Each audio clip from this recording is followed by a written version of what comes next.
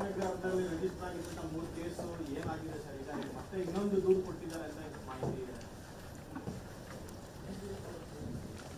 ಹರಪನಗರದ police ಠಾಣೆಯಲ್ಲಿ ಈ ಹರಪನಗರದಲ್ಲಿರ್ತಕ್ಕಂಥ ಕೇಂದ್ರ ಕಾರಾಗೃಹ ಏನಿದೆ ಅದರಲ್ಲಿ ಆಗಿರ್ತಕ್ಕಂಥ ಬೇರೆ ಬೇರೆ ಅಕ್ರಮಗಳ ಬಗ್ಗೆ 3 ಪ್ರಕರಣಗಳು ಈಗ ದಾಖಲಾಗಿದೆ. 2 ಪ್ರಕರಣಗಳು ಅಲ್ಲಿ ಇರ್ತಕ್ಕಂತಹ ಇನ್ಮೇಟ್ಸ್ ಅಂದರೆ ಕೈದಿಗಳೇನಿತ್ತು ಅವರುಗಳ ಮೇಲೆ ಆಗಿರ್ತಕ್ಕಂಥದ್ದು. 3ನೇ ಪ್ರಕರಣ ಈ ಕಾರಾಗೃಹದ ಅಧಿಕಾರಿಗಳ ಮೇಲೆ ಕೂಡ ಮಾಡಲಾಗಿದೆ.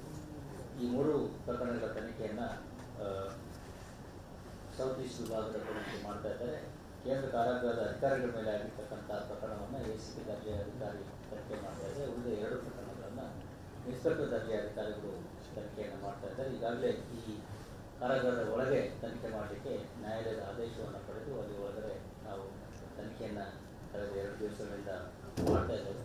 ಅದರ ಜೊತೆಯಲ್ಲಿಯೇ ಇನ್ನೊಂದು ಫೋಟೋ ಕೂಡ ಬಂದಿದ್ದು, ಕಾರಾಗೃಹದಲ್ಲಿ ಇರ್ತಕ್ಕಂಥದ್ದು ಒಂದು ಫೋಟೋ ಬಂದಿದ್ದು, ಅದನ್ನು ಕೂಡ ಅದ್ರ ಬಗ್ಗೆಯೂ ಕೂಡ ಅವರು ಮಾಹಿತಿಯನ್ನು ನೀಡಿದ್ದಾರೆ.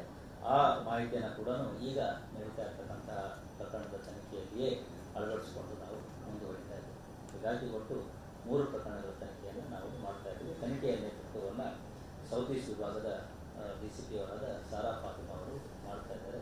ಮೇಲ್ವಿಚಾರಣೆಯನ್ನು ಅಡಿಷನಲ್ CP ಅವರಾದ ರಮಣಗುಪ್ತಾ ಅವರು ಮಾಡ್ತಾರೆ. ಯಾರಾದರೂ ಅಧಿಕಾರಿಗಳ ಸಿಬ್ಬಂದಿಗಳ ವಿಚಾರಣೆ ಈಗಾಗಲೇ ವಿಚಾರಣೆ ನಡೀತಾ ಇದೆ.